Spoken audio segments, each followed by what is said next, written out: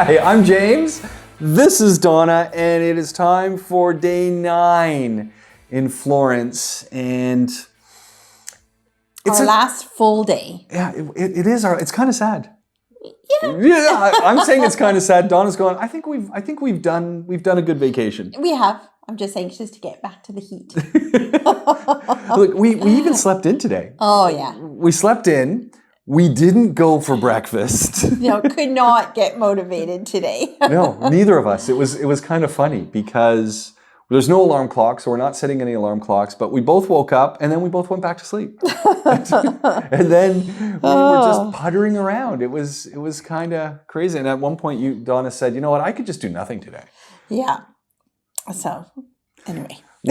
we left our place, we did the trek down, and I was kind of interested in, we've been having some biscotti, we've been doing the biscotti tour, and there's that granular sugar that's not fine, but it's not really coarse, it's just in between. And so there's a little Carrefour Express right around the corner from us, so I thought, well, let's go in and check it out. I don't think they sold sugar. Did you see sugar? I didn't see sugar. I did see flour and everything else, but...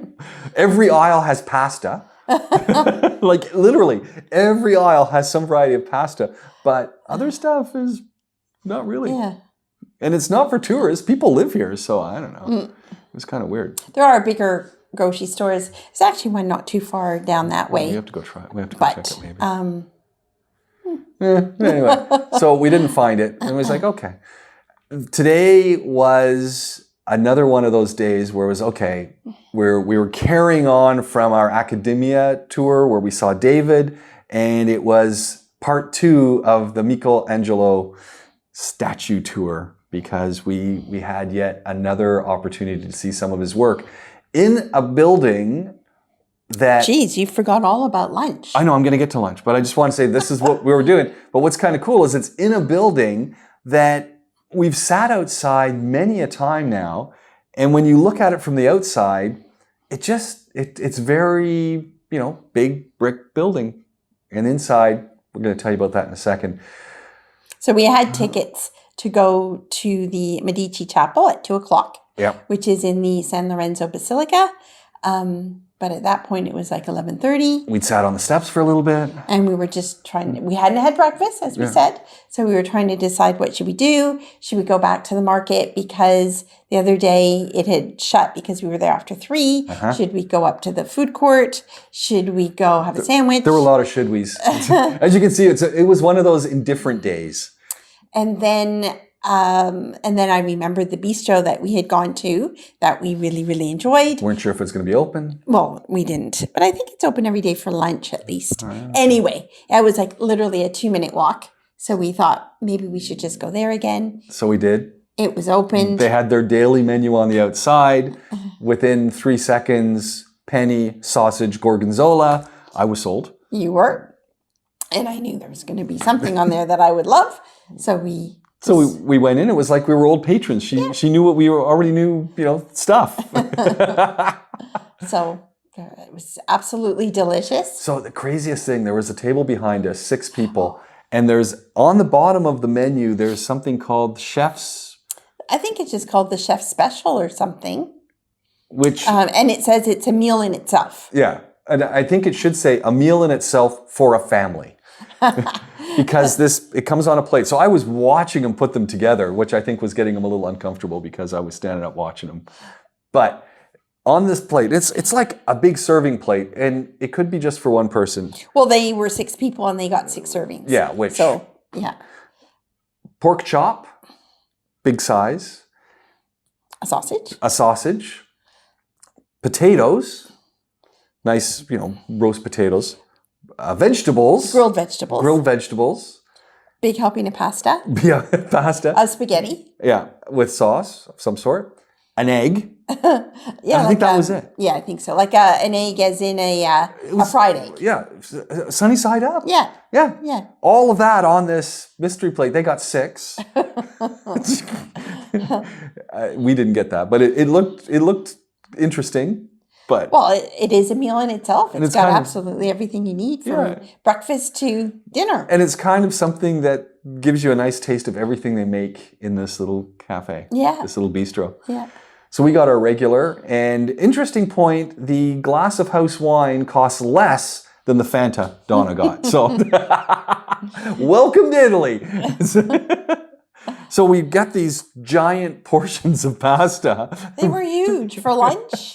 And you're looking around, and everyone who's coming in is getting, I mean, that's just the size that they do. And again, we were situated so we could watch the chef do his thing, and it was just masterful. It was fun. Yeah, it'd be great to just be able to stand there for an entire day and just watch him cook. Yeah. I'm sure you would pick up so many great tips and ideas. You know, if you have the right sauces, you have the right, I noticed lots of olive oil, lots of peppers. He had a pesto thing going, and he's just all in the pans. So he's just, pan it in. And just a massive pot of sauce. Yeah. And then, that's going the whole time. Yeah, uses that for everything. So we got nice and full, and then we decided, okay, well, let's go over to the market. Yeah, we still had a little bit of time, not that much, but we thought if we went to the market, at least it was still open, the bottom part, and we'd get a chance to see that. And then we can always go back again tomorrow if we really wanted. So we had about 20 minutes to just quickly walk the bottom part, and everything was open. Yeah, because the first time we went, everything was closing up. This time, everything was open. And again, sandwich places. Interesting point for those of you from Pennsylvania who are watching, because I know we've got a huge Pennsylvania audience. Scrapple. Everything you can't put into a hot dog that you just boil down and put into a pan and let it congeal, and then you cut it up and you fry it a little bit for breakfast and maybe put some syrup on it. If you're into scrapple, that's it. You can't get the taste out of your mouth for days. But anyway, there we were. As we come in, there's a sandwich place that seems to be making sandwiches from offal or offals. And because it was a bit of everything. Yeah, there's kidneys, tongue, heart, brain. Tripe. It was all there. It was all there. And they had what looked to me like scrapple. And a loaf of something. A loaf of something. So I thought that was kind of interesting. But as you went around to all these different places, it was just good thing we'd already eaten. Yeah, exactly. But there was everything. Yeah. So, as an eating place, I think the market's great. You can get some cold cuts as well. There's lots of that. Again, if you're looking for fresh vegetables, there were a few stalls that did that, but I guess for a touristy thing. And you know what? I kind of get the sense that most people don't do a whole lot of cooking in their houses anyway. Like usually, you mean people who live here? Yeah. Yeah, because we have met, like when we were in Venice even, there was a gentleman beside us, and you could tell he was there every day. Yeah. And, he was having his large portion of spinach. And then when he left, he's like, see you tomorrow. And so I think especially if you're single, a lot of people just go to the local little place and have their usuals. Yeah. So, yeah, it was kind of cool walking around. And it did make me say we got to come back. Mm. And then we found some more biscotti. Yes. And so this is where we realized it's not biscotti in Florence. No, it's Cantuccio. Cantuccio, which is softer. Mm. I'm into the Florentine Cantuccio. I'm going to have to look it up. And then... then it was right around 2 o'clock, so we had to head back to the Basilica. We went to the wrong door. Yeah. She said, hey, you got to go to the other door, which is fine. It looked very nice, though, looking in. Yeah. So we went back to the other door, and we went into what turned out to be... Well, first there was a whole display as we got in to go in. And that's all very weird. Yeah, it was really weird. Because one of the things that... I can't remember which Medici it was. I don't know. But he collected relics from the saints. So they had examples of the collection as you walked in. And it was beautiful in that artists who were doing things with goldsmiths, bronzesmiths, tinsmiths, some carvings. Because this was all during the Renaissance. So it was all this creativity coming to life. So they had these relics, a piece of bone, a tooth, a jaw, a skull, whatever. But they had all of these wonderful, elaborate display containers. And so we were walking through these, taking a look, and they were extraordinary. There was no question about it. It was just weird, though. A little piece of bone in there, and from this saint and from that saint and from another saint. So we saw all this kind of in the basement of this area. And then we walked up the stairs and we walked into the family tomb. Yeah, the family tomb. Of the Medicis. And so the outside of this crypt area, like literally outside of the building, is just brick. It's kind of really boring looking. Just brown brick. Brown brick and, a clay roof. Yeah, and the typical red clay tiles. And then you get inside and it is marble floor, wall, and then there's a dome. And it's spectacular. I mean, it might be it rivals the Duomo. I mean, to me, it rivals the Duomo. It was wild. It was just wow. And you've got these giant, look, we've been to France. We've seen Napoleon's tomb. These were better. Like Napoleon was nice. The Medici family crypt is spectacular.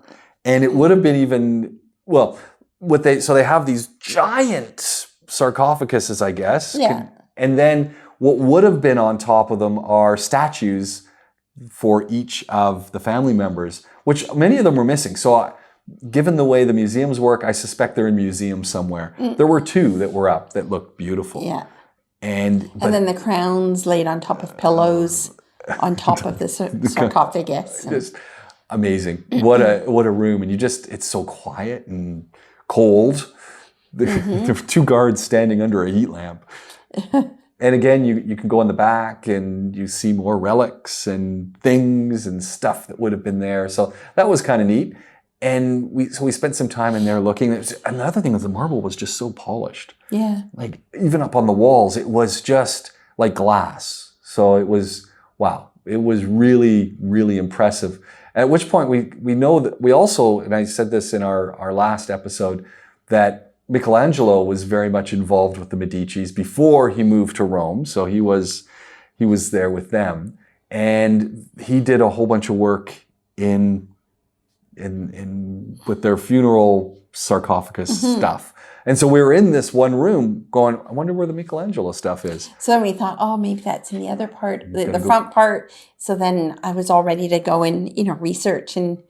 But then as we were then leaving, so then you leave the family church tomb, you come in one way, you go out the other. And then as you go out, then it leads you to another room for 2. 3. 3? Yeah, there was 3. Oh, for 3 of the other Medici uncles. There was an uncle and a nephew. I thought there were only 2. Anyway. Well, 3 walls. But the ones maybe it is only 2. Yeah. 2 with 3 walls. And then, that's right, because he did the middle statue for that one and then the 2. Right, because the plan had been in this area, he was going to do a statue in the middle of the room that looked onto everything, and then he changed his mind. So that's on the 3rd walls. Yeah, right. So it's 2. Yeah.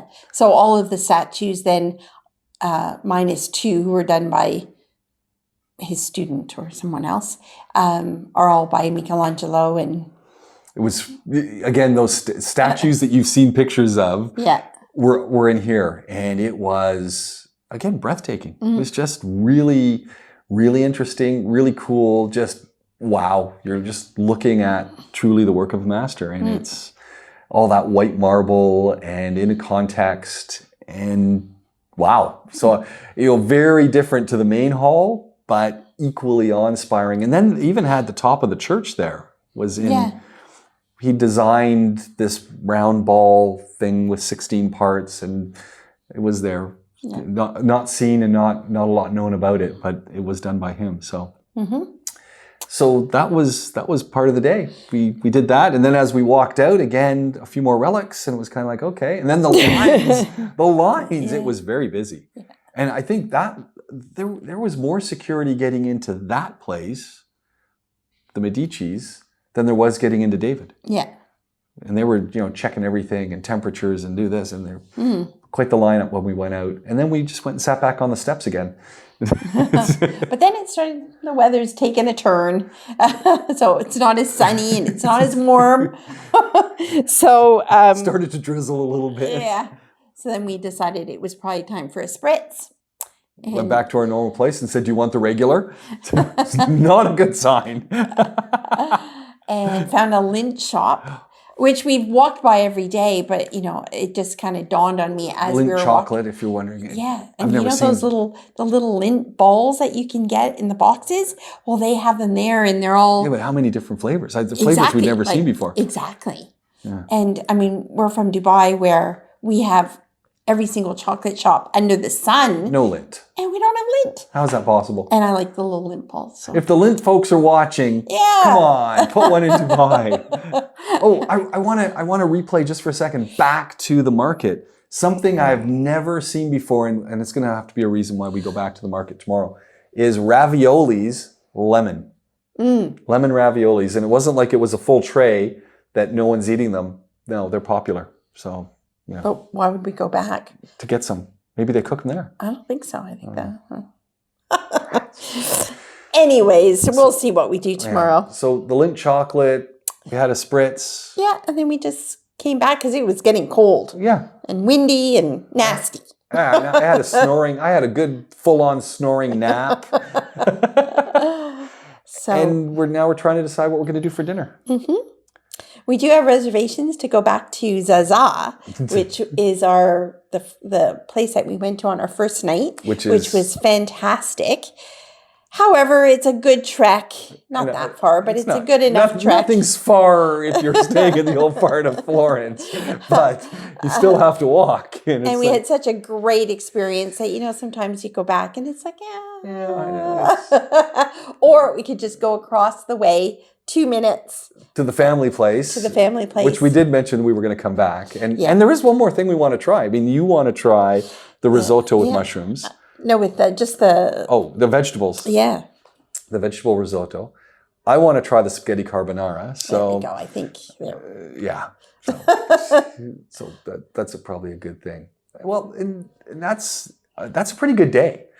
So yet another day, day 9 in Florence, our last full day. We'll have a roundup of our final day for you. Probably only when we get home, I guess. I guess it'll be a sort of roundup of our final day trip home and just sort of our thoughts on the highlights of the trip. If you're going to plan one to Italy, doing as we've done, Venice, Cinque Terre, and then Florence, things to think about, things to, not do, whatever. I don't think there's anything not to do. I don't know what you would suggest not to do. Make sure you get the grappa in Cinque Terre because, you're thinking about it. I saw some grappa today in one of the shops. Oh, at Carrefour, made from Prosecco. Did not point that out to her husband. I think I was going to, but then I don't know what you would. Anyway, that could be good. Yeah, we're heading back over. That is day 9 here in Florence. I'm James. This is Donna. What do we say? Ciao.